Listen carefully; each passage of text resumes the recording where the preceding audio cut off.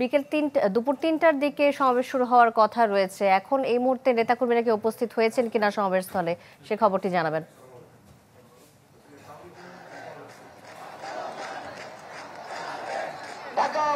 আপনি জানেন সকাল থেকেই প্রচুর বৃষ্টি ছিল, এরপরে গুড়িগুড়ি বৃষ্টির পরে বিএনপি আজকে যে সমাবেশ সেটা নিয়ে অনেকটা শঙ্কা ছিল যে আজকে সমাবেশ তারা করতে পারবেন না, কিন্তু আবহাওয়া কিছুটা আসলে শান্ত হওয়ার কারণে এখন বিএনপি যেই সমাবেশ ২:৩০টার দিকে শুরু হওয়ার কথা রয়েছে, বা নেতাকর্মী যারা বলেছেন তারা ওখানে আছেন তারা বলেছেন ২:৩০টার দিকে মূলত তারা শুরু করতে চান, যেহেতু আবহাওয়া কিছুটা বৈরী রয়েছে।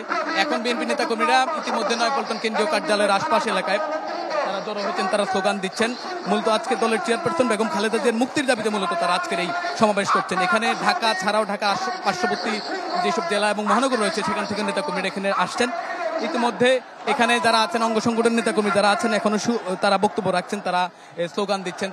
আমি কয়েকজন নেতাকর্মীর সঙ্গে কথা বলেছি, তারা যেমনটা জানিয়েছেন তাদের বেগম জিয়ার মুক্তির পাশাপাশি তাদের যে ন্যায্য দাবি তারা দীর্ঘদিন ধরে যেটা জানিয়ে আসছে যে এক দফার দাবিতে যে তারা এক দফার যে দাবি তাদের যে চলমান আন্দোলন যে নির্দলীয় সরকারের অধীনে নির্বাচনের যে দাবি, এই দাবিতে তারা সোচ্চার থাকবেন এবং থাকবেন। পাশাপাশি দলের চেয়ারপারসন বেগম খালেদা জিয়ার মুক্তিটাকেই তারা এখন প্রাধান্য দিচ্ছেন সবচেয়ে বেশি। এই বিষয়টি মহানগর মির্জা ফখরুল ইসলাম আলমগীর ইতিমধ্যে জানিয়েছেন। তো আজকের যে সমাবেশ এই সমাবেশে প্রধান অতিথি হিসেবে উপস্থিত থাকবেন বিএনপি মহাসচিব মির্জা ফখরুল ইসলাম আলমগীর এবং স্থায়ী কমিটির সদস্য মির্জা আব্বাস আজকে এই সমাবেশে সভাপতিত্ব করবেন। আপনি দেখতে পাচ্ছেন যে এখানে বিপুল সংখ্যক নেতা কর্মী ইতিমধ্যেই নয়াপল্টন কেন্দ্রীয় কার্যালয়ের সামনে জড়ো হয়েছেন, তারা স্লোগান দিচ্ছেন, তারা মিছিল করছেন, বিভিন্ন ব্যানার ফেস্টুন নিয়ে এসেছেন। ব্যানার ফেস্টুনে মূলত বেগম জিয়ার মুক্তির দাবিটাই তারা প্রকাশ্যে এনেছেন। তারা স্পষ্ট করে বলছেন যে তাদের নেত্রীর মুক্তি না হওয়া পর্যন্ত তারা এই যে তাদের যে দাবি এই আন্দোলন তারা চালিয়ে যাবেন।